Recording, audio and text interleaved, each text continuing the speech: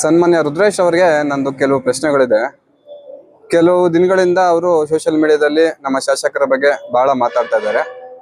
ಈ ಹಿಂದೆ ಅವರು ಎಲ್ಲೋಗಿದ್ರು ಅಂತ ಗೊತ್ತಿಲ್ಲ. ನಮ್ಮ ಕ್ಷೇತ್ರದಲ್ಲಿ ಅವರು ಯಾವುದೇ ರೀತಿ ಮಾತುಕತೆಯಾಗಿ ಏನೂ ಇರಲಿಲ್ಲ. ನಮ್ಮ ಶಾಸಕರು ಯಾವಾಗ ಸದನದಲ್ಲಿ ನೈಸ್ ರಸ್ತೆ ಬಗ್ಗೆ ಮಾತಾಡಿದ್ರು ಅವಾಗಿಂದ ಅವರಿಗೆ ಏನೋ ಕೆಲವು ಭಯ ಸ್ಟಾರ್ಟ್ ಆಗಿದೆ. ಏನಂದ್ರೆ ನಮ್ಮ ಶಾಸಕರು ಯಾವುದೇ ಒಂದು ಹೋರಾಟ ಮಾಡಿದ್ರೆ ಅದರಲ್ಲಿ ಜಯ ಖಂಡಿತ ಗಳಿಸ್ತಾರೆ.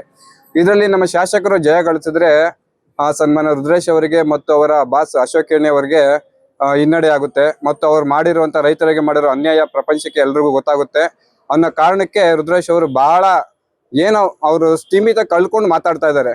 ಮತ್ತೊಂದು ವಿಚಾರ ಏನಂದ್ರೆ ಅವ್ರು ಮತ್ತೊಂದು ಭಯ ಏನಾಗ್ತಾ ಇದೆ, ನಮ್ಮ ಶಾಸಕರು ಇನ್ ಕೇಸ್ ಬಿಜೆಪಿಗೆ ಮತ್ತೆ ಹೋಗ್ಬಿಟ್ರೆ ಎಲ್ಲಿ ಅವರು ಈಗ ಬಿಜೆಪಿ ಮಾಡ್ತಾರಂತ ಕೆಲಸಗಳಾಗ್ಲಿ ಅವರು ಒಂದು ಲೀಡರ್ಶಿಪ್ ಇದೆ ಅದು ಕಳೆದೋಗುತ್ತೆ ಅನ್ನೋ ಭಯದಿಂದ ಮತ್ತೆ ನಮ್ಮ ಶಾಸಕರು ಎಲ್ಲಿ ಬಿಜೆಪಿಗೆ ಬಂದ್ಬಿಡ್ತಾರೋ ಅನ್ನೋ ಒಂದು ಭಯದಿಂದ ಅವರು ಬರ್ದೇ ಇರ್ಲಿ ಅಥವಾ ಅವ್ರ ನೈಸ್ ರೋಡಲ್ಲಿ ಮಾಡಿರುವಂತ ಅನ್ಯಾಯ ಜನಗಳಿಗೆ ಗೊತ್ತಾಗದೇ ಇರ್ಲಿ ಅನ್ನೋದಕ್ಕೆ ನಮ್ಮ ಶಾಸಕರನ್ನ ವೈಯಕ್ತಿಕವಾಗಿ ತೇಜವಧೆ ಮಾಡ್ತಿದ್ದಾರೆ. ಇದು ಖಂಡಿತ ತಪ್ಪು.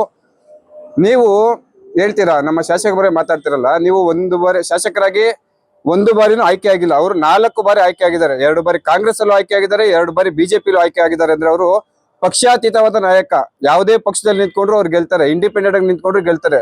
ನಿಮಗ್ ತಾಕತ್ತಿದ್ಯಾ ಅವ್ರ ಆಪೋಸಿಟ್ ಆಗಿ ನಿಂತ್ಕೊಂಡು ಗೆಲ್ಲೋದಕ್ಕೆ? ನೀವು ನಿಂತ್ಕೊಂಡು ಗೆದ್ದು ತೋರಿಸಿ ಆಮೇಲೆ ಮಾತಾಡಿ.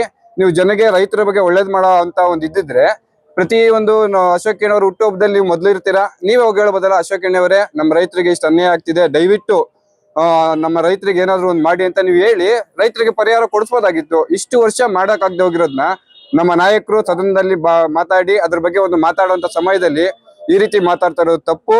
ಮತ್ತು ವೈಯಕ್ತಿಕವಾಗಿ ನಮ್ಮ ಶಾಸಕರ ಬಗ್ಗೆ ಮಾತಾಡೋದನ್ನ ನಾವು ಖಂಡಿಸುತ್ತೀವಿ. ನಾವೆಲ್ಲರೂ STS ಅವರ ಅಭಿಮಾನಿಯಾಗಿ ನೀವು ಈ ಕೂಡಲೇ ಕ್ಷಮೆ ಕೇಳಬೇಕು. ಇಲ್ಲವಾದಲ್ಲಿ ನಾವು ಮುಂದೆ ಮಾಡುವಂತ ಒಂದು ಕೆಲಸ ಏನು ಅಂತ ಈಗ ಹೇಳೋದಿಲ್ಲ. ನೀವು ಕ್ಷಮೆ ಕೇಳಿಲ್ಲ ಅಂದ್ರೆ ನಾವು ಖಂಡಿತ ಒಂದು ಉಗ್ರ ಹೋರಾಟ ಮಾಡ್ತೀವಿ ಮತ್ತು ನಿಮ್ಗೆ ಒಂದು ಪಾಠ ಕಳಿಸ್ತೀವಿ ಅಂತ ಈ ಮೂಲಕ ಕೇಳಕ್ ಇಷ್ಟಪಡ್ತೀನಿ.